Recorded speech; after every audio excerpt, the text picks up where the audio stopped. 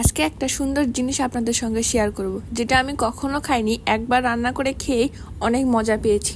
তো ভিডিওটা না টেনে সম্পূর্ণ দেখার অনুরোধ রইল। তো হ্যালো এভরিওয়ান, আসসালামু আলাইকুম, ওয়েলকাম টু মাই পেজ। আজকে সকালবেলা অনেক বেশি পরিমাণে রোদ উঠেছিল, তো আমি ভাবলাম যে গাছগুলোকে আগে ছাদে দেই।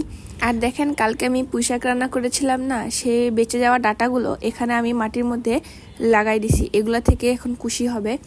তো যেটা রান্না করার কথা বলছিলাম, এটা সেই জিনিস। এটা হচ্ছে কচুর যে গোড়ের অংশটা থাকে এটা।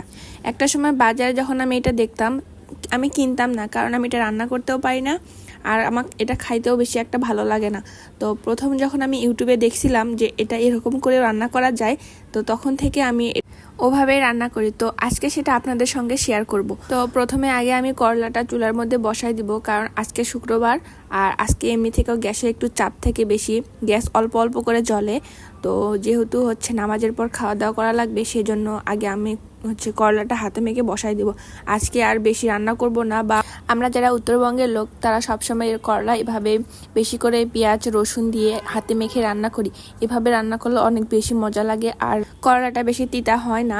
তো কে কে আপনারা এভাবে রান্না করেছেন অবশ্যই কমেন্ট করে জানাবেন। তো আসি হচ্ছে প্রথমে যে কথাটা বলছিলাম সেটা।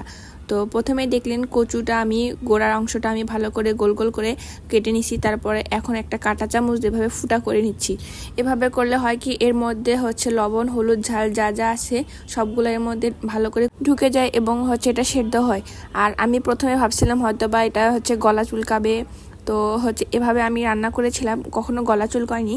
তো প্রথমে একটা হচ্ছে পাতিলের মধ্যে পানি এরকম গরম করে লবণ দিয়ে দেন, এটা একটু ভাপাই নিছি।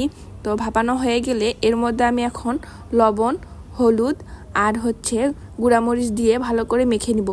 মেখে দেন হচ্ছে এটা এই তো মাখানো হয়ে গেছে, আর এটা আমি এখন ডুবো তেলে ভেজে নেব। এভাবে আপনারা খেয়ে দেখবেন, অনেক মজা লাগে। আর আমরা যারা গ্রামে থাকি বা গ্রাম থেকে বড় হয়েছি, তারা অনেকেই ওল চিনবে। সে ওলের মতো একটা ফিল পাওয়া যায়।